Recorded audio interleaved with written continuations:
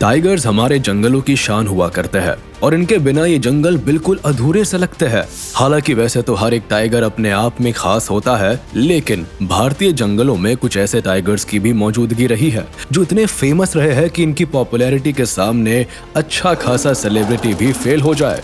और यही वजह है कि इन टाइगर्स को चाहने वालों की संख्या एक या दो नहीं बल्कि लाखों करोड़ों में है। तो आखिर कौन से है वो सेलिब्रिटी टाइगर्स, इसे जानने के लिए बिल्कुल लास्ट तक बने रहिएगा इस वीडियो के साथ, क्योंकि इस वीडियो में हम आपकी मुलाकात भारत के जंगलों में पाए जाने वाले कुछ बेहद ही फेमस टाइगर से कराने वाले हैं।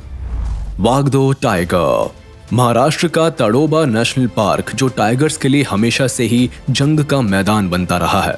वहाँ एक टाइगर वागदो टाइगर था, जिसे स्कारफेस के नाम से भी जाना जाता है। और इसके इस नाम के पीछे की वजह है कि एक गौर का शिकार करने के दौरान इसकी एक आंख में चोट लग गई थी, जिसका निशान जीवन भर एक पहचान के रूप में इसके साथ बना रहा। ऐसे में वागदो को अगर भारत के सबसे ताकतवर और विशालकाय टाइगर की उपाधि से नवाजा जाए तो शायद गलत नहीं होगा, क्योंकि वागदो टाइगर बेशुमार ताकत का मालिक था, जो ताडोबा के इलाके पर बेताज बादशाह की तरह राज किया करता था। और इसकी बादशाहत का आलम कुछ ऐसा था कि कोई भी टाइगर इसके इलाके में घुसने की हिमाकत नहीं करता था। लेकिन बेशुमार ताकत का मालिक होने के बावजूद भी वागदो काफी सॉफ्ट हार्टेड टाइगर था। और जहां एक तरफ कोई भी टाइगर अपने बच्चों की परवरिश में किसी भी तरह का रोल प्ले नहीं करता, तो वहीं दूसरी ओर वागदो अपने बच्चों का भरपूर ख्याल रखा करता था। और इसीलिए बिग डैडी के नाम से फेमस वागदो एक या दो नहीं बल्कि करीब 30 से भी अधिक बच्चों का पिता था। हालांकि समय के साथ साथ वागदो धीरे धीरे बूढ़ा होता चला गया और आखिरकार 23 मई साल 2022 को इसने दुनिया को हमेशा हमेशा के लिए अलविदा कह दिया।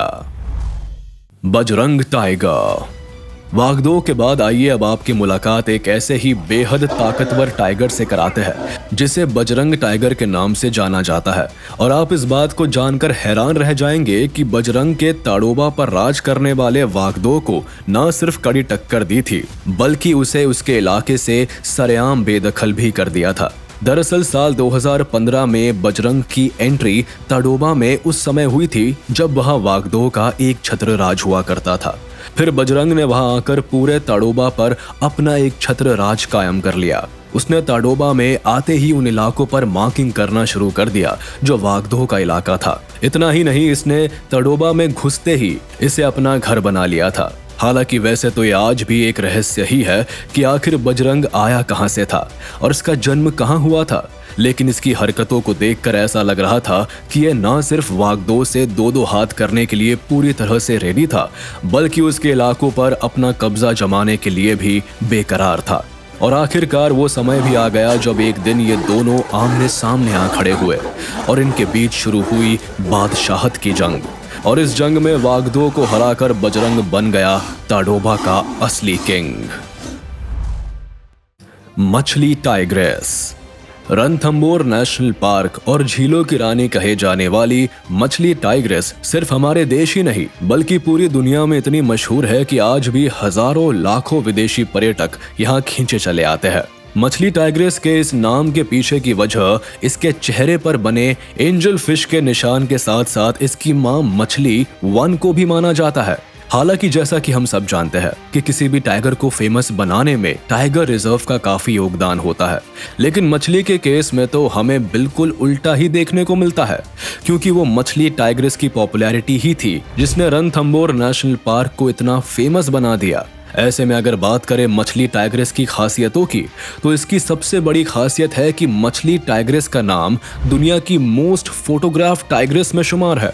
और यही वजह है कि इसके ऊपर कई सारी डॉक्यूमेंट्रीज भी बन चुकी है। इसके साथ ही अपनी जिंदगी की आखिरी सांस लेने तक मछली टाइग्रेस पूरे 19 बसंत को पार कर चुकी थी, जिसके वजह से इसे पूरी दुनिया में सबसे अधिक उम्र तक जीने वाली टाइग्रेस के रूप में जाना जाता है।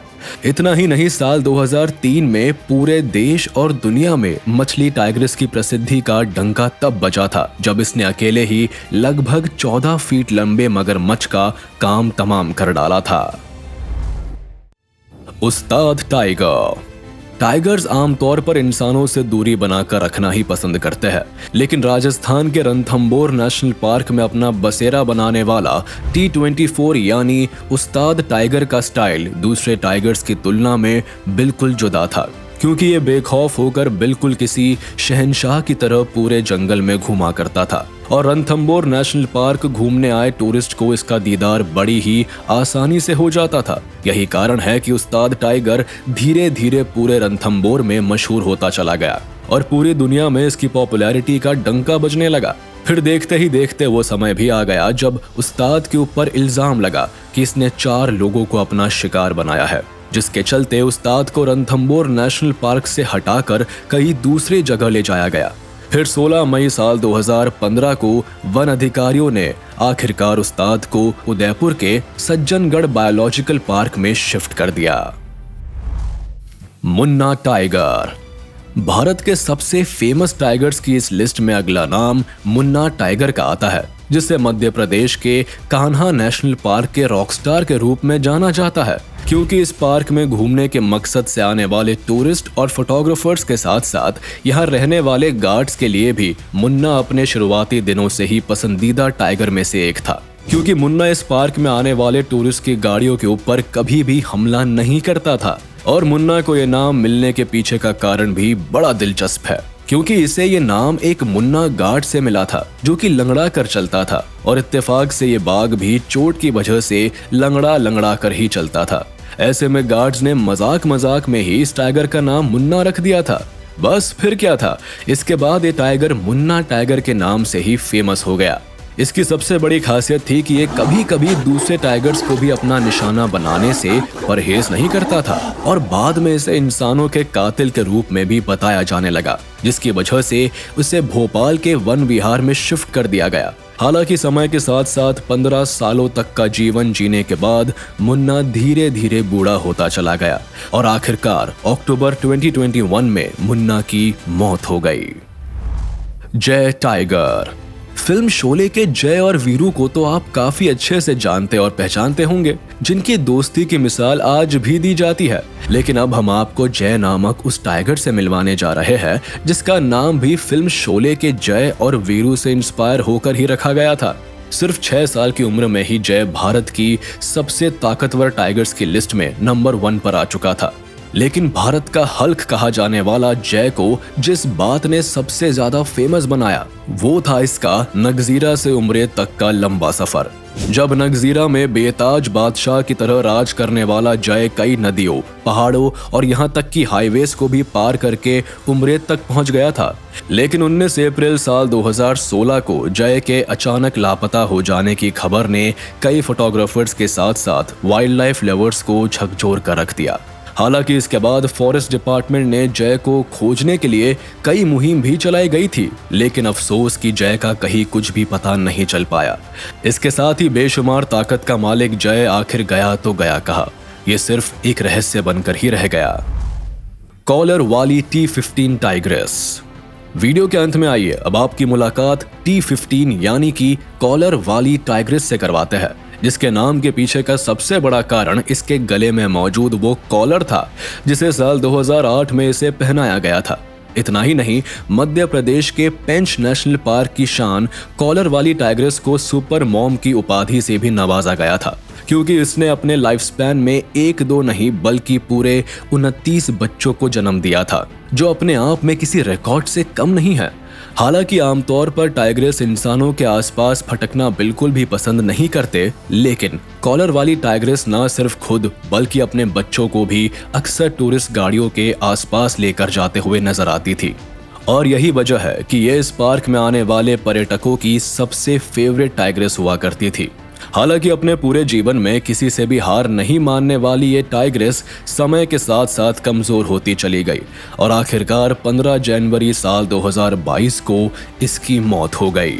तो दोस्तों, आज के इस वीडियो में बस इतना ही। उम्मीद है आपको ये वीडियो जरूर पसंद आया होगा। आपको ये वीडियो कैसा लगा हमें कमेंट करके जरूर बताएं। और हाँ, आप इस वीडियो को अपने दोस्तों और रिश्तेदारों के साथ शेयर करना बिल्कुल भी ना भूलें।